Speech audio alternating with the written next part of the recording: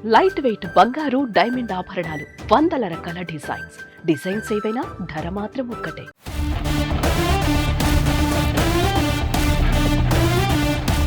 Director Shankar తెరకెక్కించిన game చేంజర్లో IAS officer పాత్ర రియల్గా కూడా ఉందా?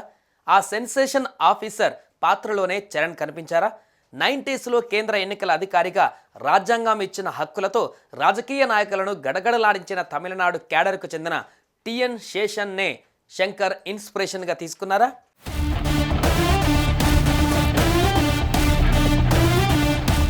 గేమ్ చేంజర్లో రామ్ చరణ్ 3 లుక్లలో అదరగొట్టినట్లు టాక్. ఒకటి కాలేజ్లో లుక్, రెండోది ఐఏఎస్ అధికారిగా, 3 తండ్రి పాత్రల్లో అప్పన్నగా నటించారు. ఇక ప్రస్తుతం అప్పన్న పాత్రకి మంచి మార్కులు పడుతున్నాయి. అయితే ఈ సినిమాలో చరణ్ ఐఏఎస్ అధికారిగా నటించిన పాత్రకు రియల్ లైఫ్ ఐఏఎస్ అధికారి ఇన్స్పిరేషన్గా కనిపిస్తోంది.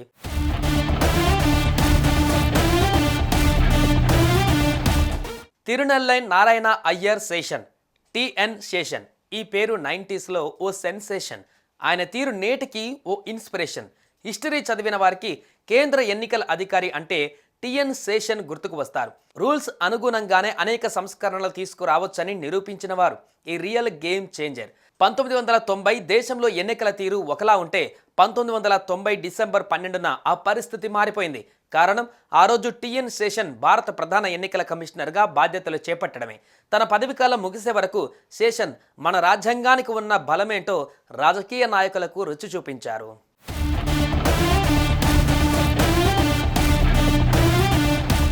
కేరళలోని పాలక్కాడ్ జిల్లాలో 1932 డిసెంబర్ 15న జన్మించిన శేషన్ మద్రాస్ క్రిస్టియన్ కాలేజీలో చదివి అక్కడే టీచర్గా చేశారు. గేమ్ చేంజర్లో రామ్ చరణ్ లానే పోలీస్ సర్వీస్కు ఎంపికైనా చేరకుండా 1954లో సివిల్స్లో విజయం సాధించి తమిళనాడు క్యాడర్ ఐఏఎస్ ఆఫీసర్ అయ్యాడు. కలెక్టర్గా ఉంటూనే హార్వర్డ్లో మాస్టర్స్ కంప్లీట్ చేశారు. తమిళనాడు నుంచి కేంద్ర సర్వీసులోకి వచ్చిన శేషన్ అనేక శాఖల్లో కీలక పాత్ర పోషించారు. 1989లో సివిల్ సర్వెంట్లకు అత్యున్నత పదవిగా భావించే భారత కేబినెట్ కార్యదర్శిగా నియమితులయ్యారు. ప్రణాళికా సంఘం సభ్యుడిగాను కొనసాగారు.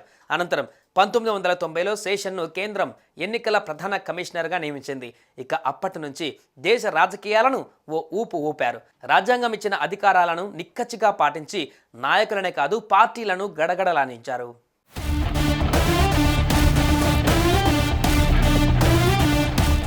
అయితే ఈయన కెరీర్ను చూసి ఇన్స్పిరేషన్ అయి కార్తీక్ సుబ్బరాజు ఈ కథ రాసుకున్నట్లుగా కనిపిస్తున్నారు. గేమ్ చేంజర్ చిత్రంలోనూ రామ్ చరణ్ కాలేజీ కుర్రాడిగా, ఆ తర్వాత ఐపీఎస్గా, ఆపై ఐఏఎస్గా, చివరకు ఎన్నికల అధికారిగా కనిపిస్తున్నాడు. ప్రస్తుతం చాలామంది ఇది టిఎన్ శేషన్ నుంచి ఇన్స్పైర్ అయి రాసుకున్న క్యారెక్టర్ అని అంటున్నారు. మరి వీటిపై శంకర్ కానీ కార్తీక్ సుబ్బరాజు కానీ క్లారిటీ ఇస్తారేమో చూడాలి.